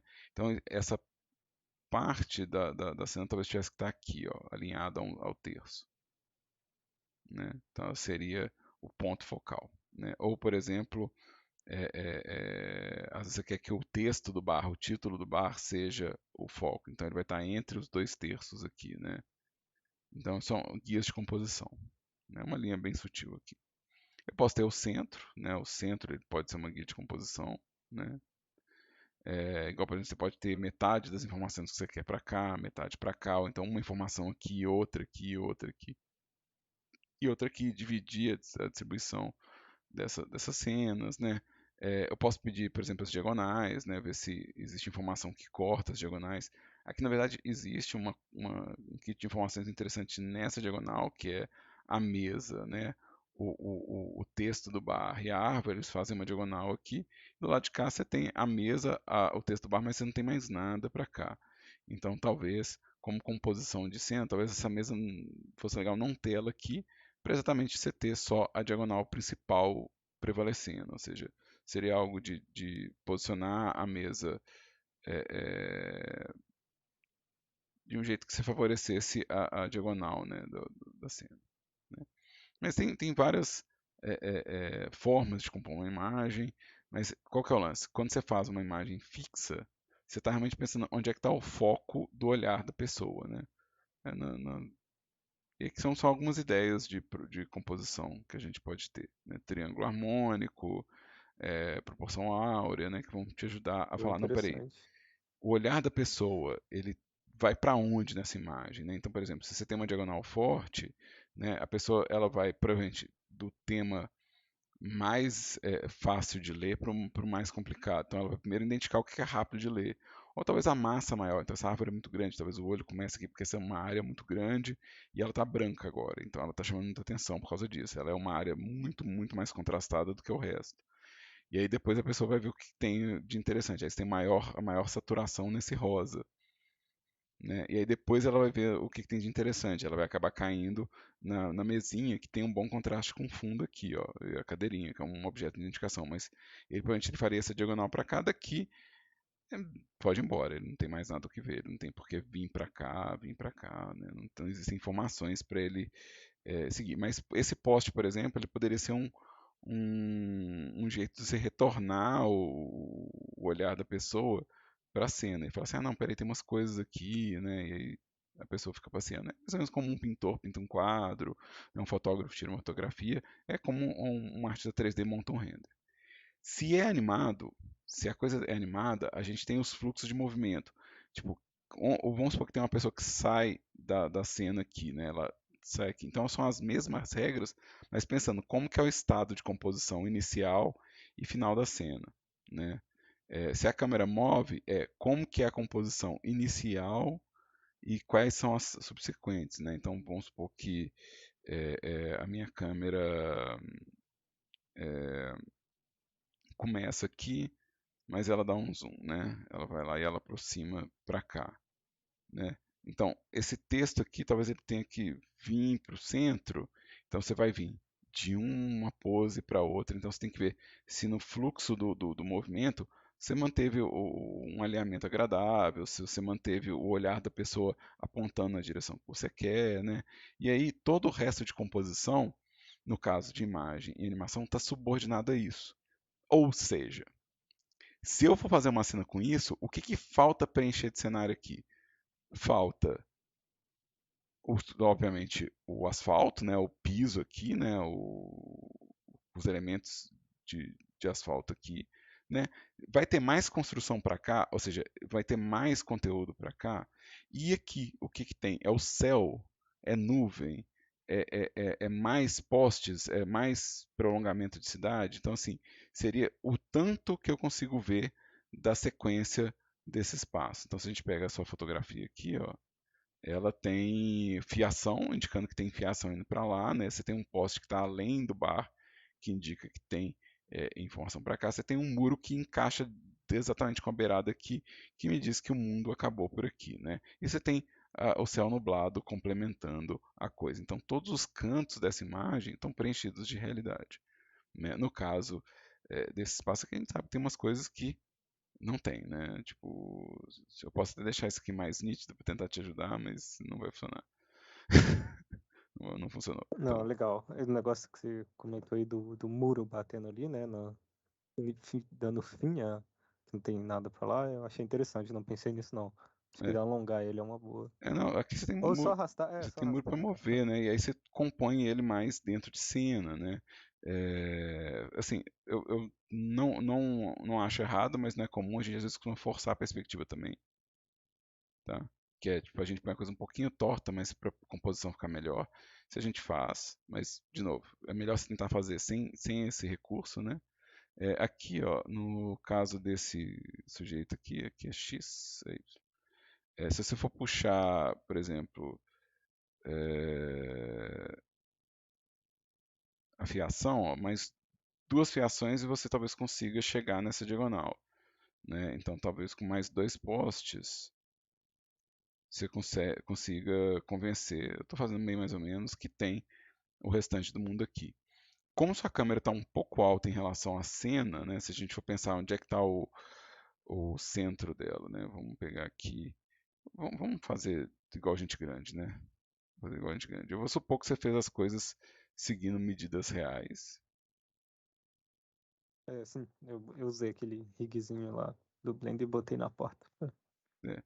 Então, ele não está aqui mais, né? Não, é que eu criei um ponto blend pra te enviar, porque o outro tava Não, mais pesado. sem problema. Mas o que acontece? Então, se você fez esse mundo aqui, né, com... Deixa eu apagar essas linhas que eu estou rabiscando aqui. Eu quero só rabiscar essa porta aqui e pensar assim, não, peraí, tem um sujeito, né, que vai vir nessa porta aqui, provavelmente ele vai estar ocupando uma área assim, né? Deixa eu ver isso aqui. Tá. Então isso aqui é a altura do meu personagem, isso aqui é a altura da porta, né? É, né, a altura do personagem, a altura da porta. Se a gente pegar a câmera, ela está muito alta, tá vendo? Ah, nunca. Pô, legal esse pensamento, hein? É, Nunca pensei. porque essa câmera está muito alta, o que que isso acontece com composição? Eu estou vendo por cima do muro.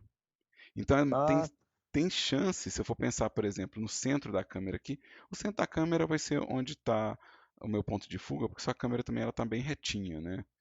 Então, provavelmente o ponto de fuga dela vai ser uma linha, né? Opa, não é isso que eu queria fazer, eu queria só desenhar.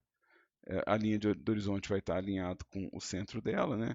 Se a gente for pensar no centro do horizonte, eu estaria vendo o chão aqui, ó, chão que está além do muro, porque minha câmera está alta, ela está realmente alta. Agora, se eu abaixar a câmera para ela, eu tô com meu Blender está travando toda vez que eu faço isso nas aulas, não sei porquê. Ele trava na hora que eu dou grab em Z. E quando eu falo abaixar, é abaixar mesmo, tá? Você vai colocar a câmera na altura do ombro, do peito, sabe? Na melhor das hipóteses, na altura do olho do personagem, mas você pode colocar ela na altura do peito mesmo, né? Tipo, como se o cinegrafista estivesse segurando a câmera meio que debaixo do braço e olhando por cima. Isso é muito comum, isso dá um ar um pouquinho mais épico para as coisas também, tá? E se ah, que legal. você rotacionar ela em X local,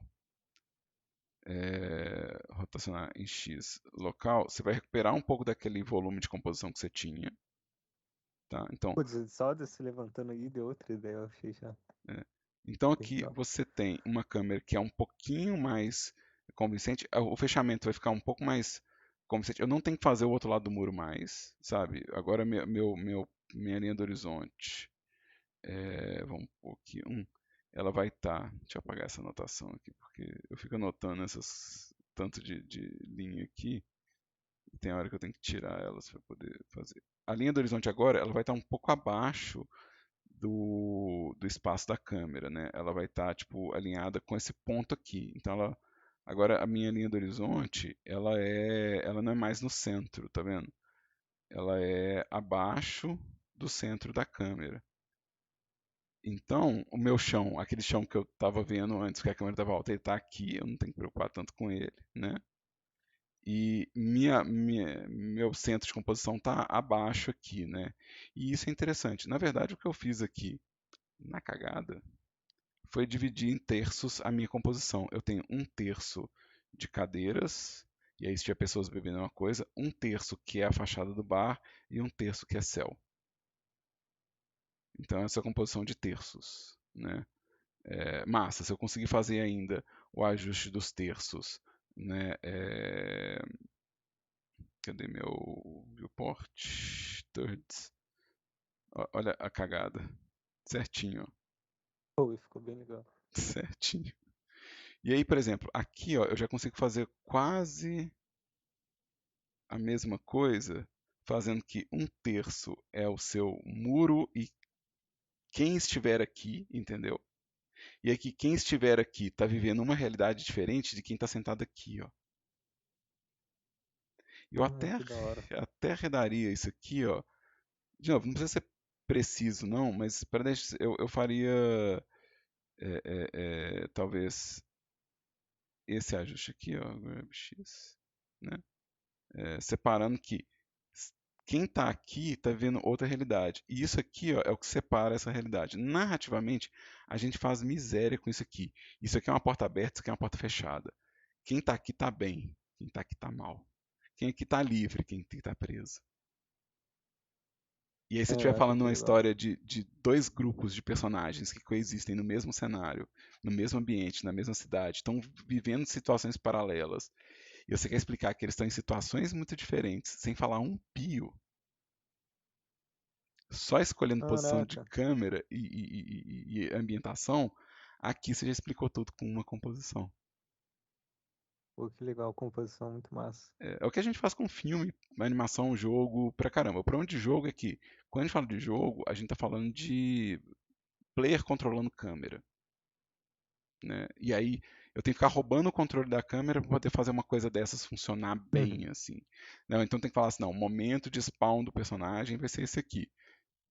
Depois que o Final Fantasy VII faz isso, né? Tipo, ele para, ele conta a história que ele quer contar, ele faz a câmera do jeito que ele quer e ele devolve o jogo para você com a câmera exatamente no ponto que ele quer que você veja o começo da batalha, né? É muito legal, muito legal. Pô, que Mas, da hora. mas aí o pensamento de composição de um cenário de jogo é um pouco diferente, porque ele não seria feito nos limites da câmera, ele seria feito nos limites vistos de topo, que são os limites do cenário, que é até onde o meu player consegue andar. Então, até onde o meu player consegue ir. Então, se o meu player está aqui, ó, eu já tenho um problema que é o que, que tem do lado de cá, né? Quando ele estiver com a câmera virada para cá, né? Até onde ele consegue ir. Então, vamos supor que esse muro prende ele, ele não consegue vir para além daqui. Existe alguma coisa que eu posso colocar aqui atrás que sugere que tem um elemento aqui atrás? Às vezes um início de construção, né? Às vezes nem nada, porque dependendo da altura do muro, eu não preciso preocupar. Se o personagem não tem pulo, talvez eu não tenha que preocupar. Talvez o simples fato de ter o skybox já funcione, né? Ou às vezes só precisa de uma imagem falando que lá no fundo tem predinhos, né? Ou seja, o player ele não consegue ir além disso aqui. Então tudo bem, né? Aí beleza. Quando ele vai para cá, o que que ele encontra aqui? Aqui, ó, por exemplo, se a gente fosse pensar estratégias de jogo, né? Eu posso falar que eu tenho um beco sem saída, né? Uma rua que é um beco sem saída. Então eu teria uma outra construção aqui, né? Que acaba no beco sem saída, com a placa, com caçamba de lixo, com coisas que ele veria. Então, beleza. Isso é um beco sem saída. Massa. Para cá, ele talvez seja muita rua, né? Então, vamos supor que aqui eu estou colocando um outro prédio para poder fazer o quarteirão, né? Vamos supor que ele pode passar pelo beco aqui, mas continua sendo um beco sem saída, né? A diferença é que talvez eu queira colocar um pouco mais fechado para esse espaço. Deixa eu dar um zoom que eu acho que é melhor para a gente ver, né? É, então, aqui às vezes eu posso colocar, por exemplo, tipo, põe um caminhão estacionado aqui, né? Que ele não vai poder passar por aqui porque tem um caminhão parado aqui, ou, né, vamos supor que tem calçada, né? Vamos pensar um cenário mais complicado para a gente. Aqui seriam fachadas de casa, né? Vai parecer que ele está numa rua, né? Aqui eu também fachada de casa. E aqui eu tenho que arrumar um jeito de fechar a rua sem que o player passe, mas ele continue achando interessante. Algumas coisas que a gente faz para fechar a visão é colocar bloqueio, bloqueio mesmo, né? Que é tipo, você coloca né, bloqueio de rua, né, parada de concreto, né, por exemplo, se eu ponho um carro estacionado aqui, um caminhão estacionado aqui, um carro de polícia cruzando, uma batida policial aqui, eu consigo falar que ele está limitado, que ele não consegue vir para cá. Alguns jogos, eu gosto muito do que Persona faz. Persona 5 faz isso. Eles têm os modelos da rua até mais ou menos fazer uma diagonal assim de rua, né? Então eles vão lá e beleza. Aí aqui eu tenho um prédio, outro prédio, e aí, por exemplo, o player daqui, ele já não está vendo que a rua acaba aqui. Ele está vendo o quê? Está vendo só as fachadas de prédio. Aqui tem um ponto de saída do cenário. Quando o player chegar aqui, ele troca de cena. Então ele não consegue chegar no final da rua, né? Automaticamente isso leva ele para o cenário.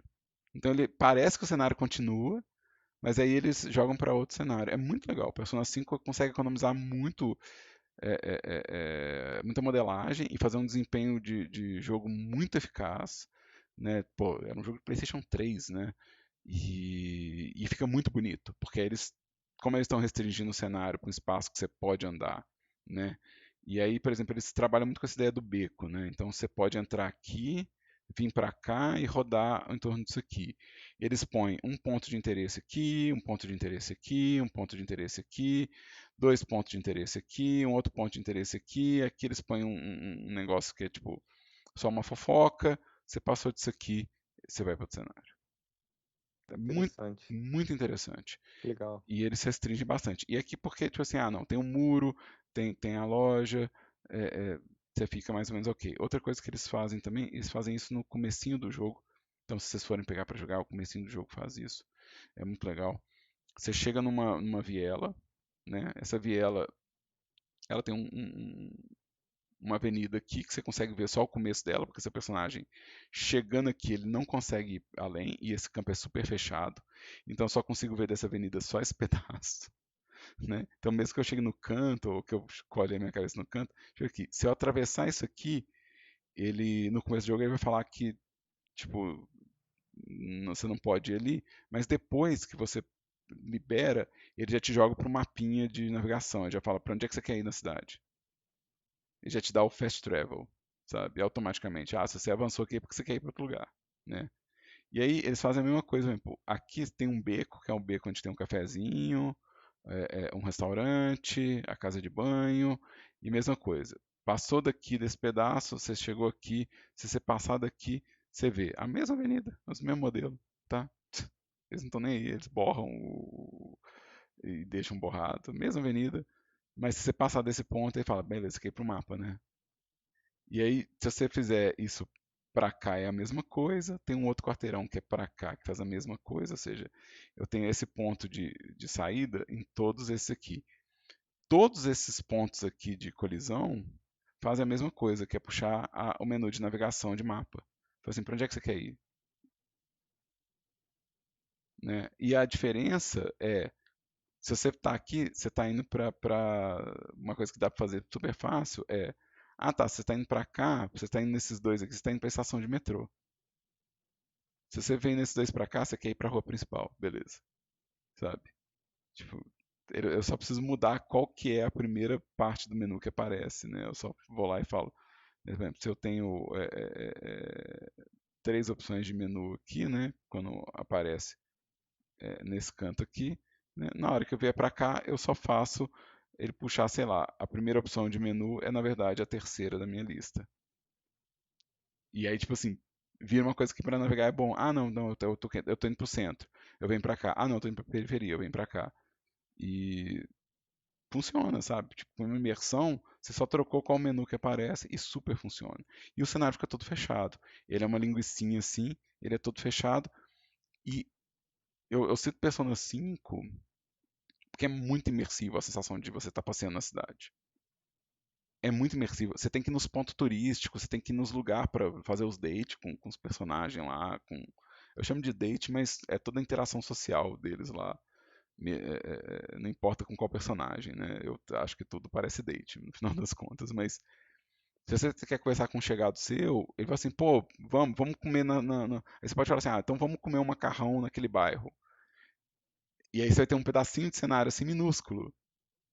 Mas você foi pro bairro, e aí ele, tipo assim, ele mostra o metrô, né? Tipo, mostra o cutscene do metrô, né? E no começo do jogo ele faz você passear pela estação de metrô, que é um cenário um pouco maior, é, mas que te dá essa sensação, assim, de você estar muito na cidade. Muito interessante A mesmo. porção é muito massa mesmo. É, Vai bem da hora. Foi o é. que ganha de otimização aí, né? Não, e ele entende um pouco sobre o que é abstração de jogo, porque você pega um jogo igual o Horizon Forbidden West, né, que é um jogo muito belo, assim, a arte é muito, muito bonita mesmo. Mas a navegação de mundo fica prejudicada, assim. Eu tava com. Eu joguei, sei lá, meu jogo de Persona tem quase 100 horas, né? Eu joguei 87 horas, eu acho, do Persona, né? Acho que foi 87 Caraca. horas. Pra zerar, pra terminar o jogo. E eu terminei o jogo com a sensação de que eu não vi nada do jogo. Tem um monte de lugar para explorar.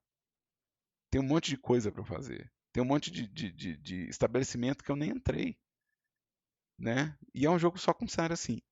Horizon, eu tava com 60 horas, eu acho que eu zerei com 60 horas. E não tinha mais nada pra fazer. Não tinha mais nada pra fazer. É muito mais fechado, né? Nunca cheguei a jogar não, mas já vi vídeo. É um mundo aberto, mas com um monte de side quest, mas as side quests elas têm pouca relevância pro jogo que você está fazendo. Então Entendi. você faz elas como recurso de otimização de personagem. Então uma vez que o seu personagem está otimizado e você consegue fazer as coisas e você tem os fast travel, o mundo fica pequeno e é gigante o cenário, mas o mundo fica pequeno. Né? Eu não tenho por que jogar nenhum dos dois Horizon de novo. Eu joguei eles mais ou menos. O primeiro Horizon eu joguei mais, porque eu peguei aquele DLC das Terras Congeladas, então eu acho que eu joguei umas 100 horas de Horizon. 100 horas. Mas não tem por que eu voltar. Não tem por que eu voltar. Persona 5, Persona 4 e Persona 3, se eu voltar, eu sei que o jogo vai ser completamente diferente. Porque ficou muita coisa sem fazer. E aí você fala assim, pô, então esses caras estão entendendo que eu não preciso de um cenário grande para dar a noção de que o mundo é aberto. Eu preciso de escolhas importantes pro player, não é pra história, é pro player, coisas que sejam relevantes. Então, por exemplo, subir nível com um personagem no Persona significa que você não vai subir com algum outro, porque o tempo não permite. Né? Então, o Persona ele fecha o cenário, ele fecha o tempo de ação, né? E ele amplia as escolhas automaticamente por causa disso. O Horizon ele amplia o cenário, é, é, amplia o tempo e aí as escolhas elas perdem peso, né? Elas perdem importância. Né? Não é como se eu fosse fazer uma side quest e eu deixasse de fazer outra. Eu posso fazer 100% dela se eu quiser. E a função delas é obter pontos para dar upgrade. A função delas não é tipo conhecer mais da história daquele personagem. Eles têm uma história lá, um roteirinho escrito, mas você tá pouco se importando. Né? Eles não são importantes para a narrativa que você tá nela. Né? É tipo, o outro não, ele é sobre o coadjuvante, né? No personagem é sobre o coadjuvante. Então, eu acho que isso faz muita diferença. E aí, quem estiver vendo as minhas aulas todas, estiver acompanhando minhas aulas todas por acaso no YouTube, vai falar: Nossa, Daniel fala muito de Persona, né? Eu falo mesmo, falo bastante. Né? E isso é porque eu não comecei a falar de Tokimeki Memória. Quando eu começar a falar de Tokimeki Memória, eu vou ficar Tu insuportável. tava fazendo. Não sei se você terminou, não, mas você tava fazendo aquele Peixona, né? Eu, Não era? Era um Persona de peixe? Eu achei mó da hora. é uma sátirazinha. Aquilo é uma parodiazinha que eu quero fazer. Eu ainda quero terminar, se Deus quiser, Deus abençoe.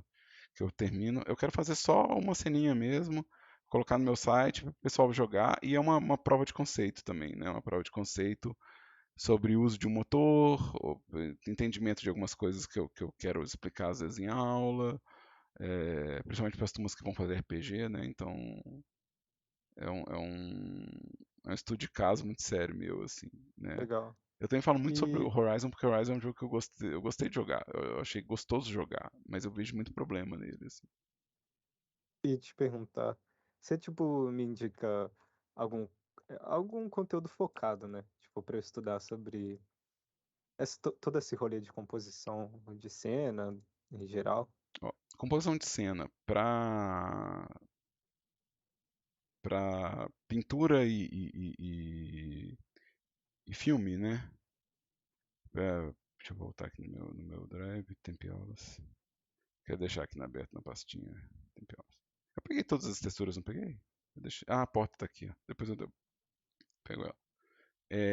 Até hoje, o que eu mais gostei de ver sobre composição de imagem em movimento é uma série de vídeos que chama Every Frame a Painting. Tá? Essa série ela existe completa no YouTube, fechada. Tipo, o cara fez esses vídeos, depois foi trabalhar, nunca mais fez nada. Tá? Nem todos os vídeos são sobre composição é,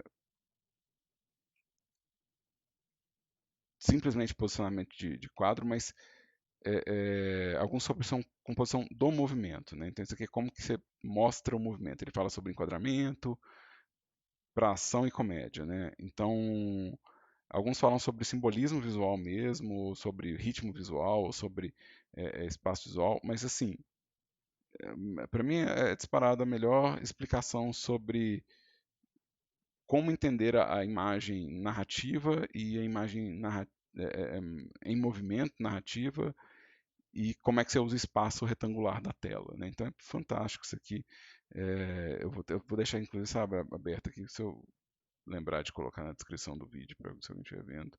Isso é o melhor kit de material que eu já vi sobre o assunto mesmo, tá? Tipo, disparado. É, e porque é uma série fechada, os vídeos são curtos, dá pra você ver tudo, sabe? Dá pra ver tudo, tudo, tudo. E a galera fez um bom trabalho legendando, então você consegue achar a legenda das coisas. Então, assim, é bem incrível o que esse cara fez. Isso aqui já tem uns 6 anos, né? Então, eu começaria por aqui para entender essa coisa de composição. Composição de jogo é um pouco mais difícil, assim. Ainda tô caçando uma boa aula disso, assim. Ainda estou procurando uma boa aula disso.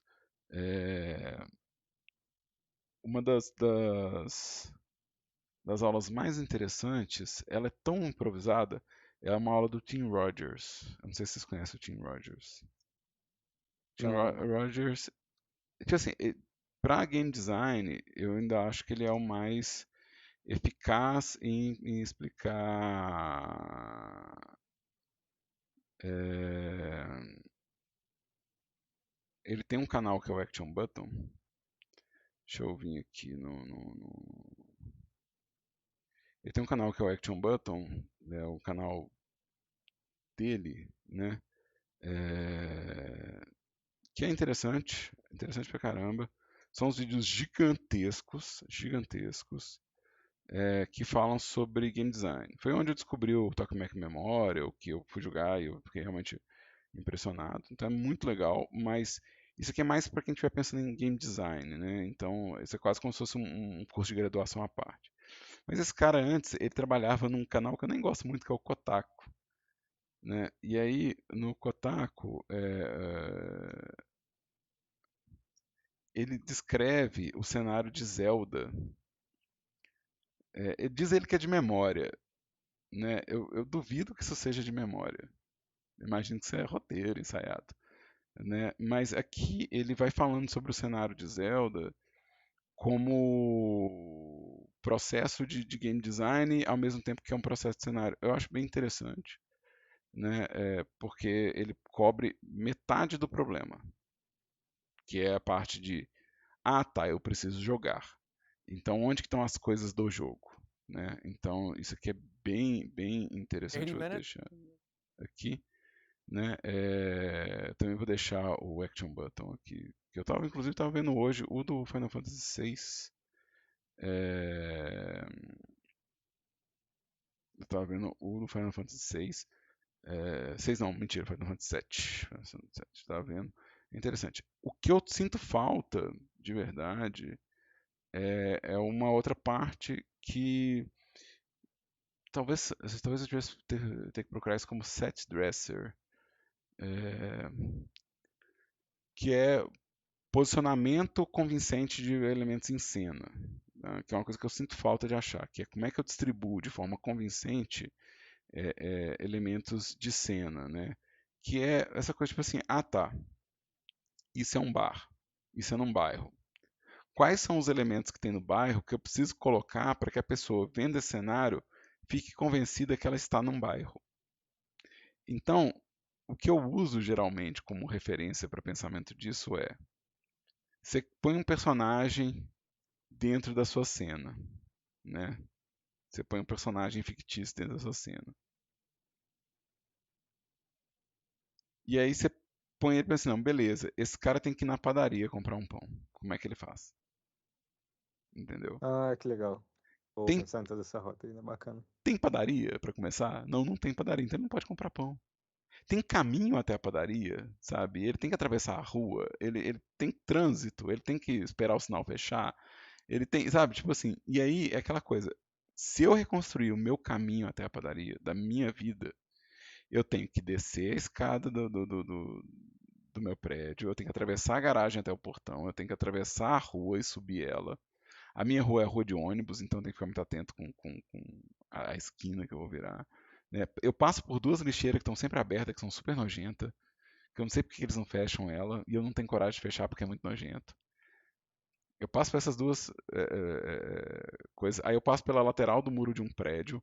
É um conjunto de prédios semelhantes que tem aqui na minha rua. Então, os prédios que tem aqui na minha rua, eu tenho 3 prédios idênticos do meu lado, 3 prédios idênticos do outro lado, e o prédio da esquina eu passo pelo muro dele. Aí depois tem uma loja que está abandonada há meses, que era um restaurante que fechou com uma placa de aluga-se, e o colchonete de um morador de rua que está morando lá agora, debaixo dessa marquise.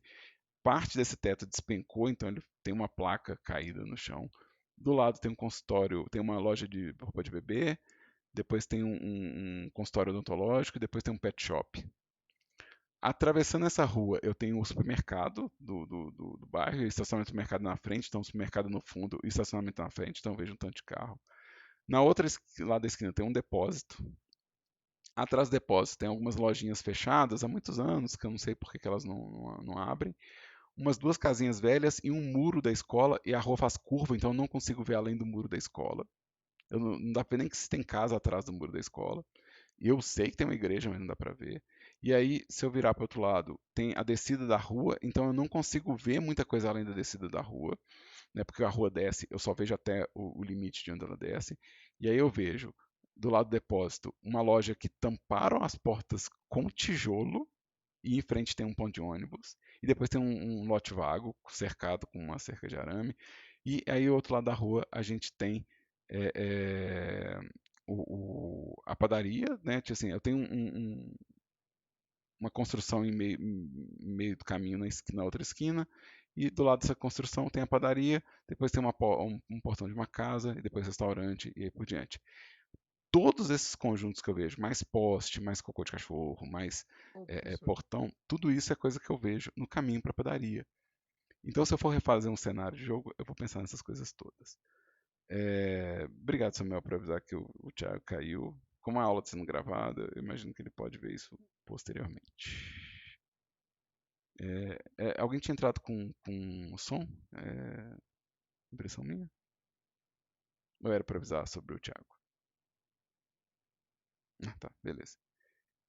Então, assim, esse processo que eu brinco assim, não, como é que faz para ir na padaria no seu mundo? É exatamente isso. Tipo, o que tem nessa rota? Quais são os elementos que preenche, né? Quais são as coisas que eu vejo? Por exemplo, nessa rota inteira que eu falei, eu não citei as árvores que eu vejo, né? Eu tenho poucas árvores daqui até lá. Eu não citei caçamba que eu vejo na rua que tem. Eu não citei buraco na rua que abriu recente. Não citei os carros que ficam estacionados, né? O estacionamento do mercado é cheio de carro, obviamente. Caminhão que sempre está parado do lado do depósito. Então, tem tanto elemento, tem tanta coisa no espaço de um quarteirão, que é a distância da minha casa até a padaria. Né? Então, esses elementos é que eu sinto falta de ter uma aula mais objetiva sobre esse pensamento, né, de você trazer esse universo que você experimenta em vida como base para construir um cenário de jogo, e como é que você faria quando você não tem esse convívio direto? Qual que é o equivalente de ir na padaria para o Link em Zelda, sabe? Qual que é o equivalente de ir na padaria dentro de Pokémon, sabe? Então, o que eu preciso ver, né? E a gente vê que tem uns jogos que, apesar de muito esforço, eles parecem vazios, não porque eles têm que ser cheios, eles parecem vazios de coisas significantes para a trajetória que você está fazendo. Por exemplo, Zelda não parece vazio, e tem tudo para ser, porque o cenário é gigante, né? Mas não parece vazio. Já Pokémon Arceus parece mais vazio do que o Zelda. Estranhamente, ele parece que tem menos coisas. E talvez eles não tenham feito um exercício tão intelectual quanto o pessoal que fez Zelda, de o que preenche esse mundo. Né? Isso que eu acho que poderia ajudar nessa composição aqui, certo? Aí o Thiago ele caiu, né? Pelo que eu entendi, ele não está mais entre nós. O Thiago não está mais entre nós. E pelo que eu percebi aqui na nossos envios, eu cobri os arquivos que enviaram para mim. Então eu vou encerrar essa gravação aqui agora, né? Agradecendo os alunos que participaram, né? Torcer para o Thiago assistir isso depois, posteriormente. Né? E para quem estiver vendo no YouTube, obrigado também. Né? Espero que tenha sido útil de alguma forma.